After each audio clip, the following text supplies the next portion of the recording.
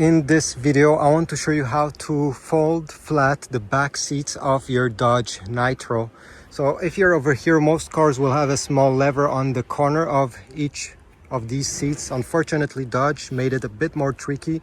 So we have to look down and find a loop coming out. See, this is the loop, and you're gonna find one over there at the same spot. Simply pull on this loop, okay? Once you pull on it, it has unlocked the backrest. Now it's time to lower it.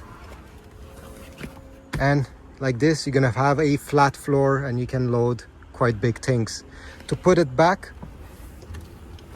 simply slam it back in place. Make sure it stays there, it does not move, and this is about it. Every time you want, you're gonna get this loop, pull on it, and yeah, this is how it's done. Thanks for watching. Leave a comment down below if it worked. Like, subscribe, and I'll see you in the next video.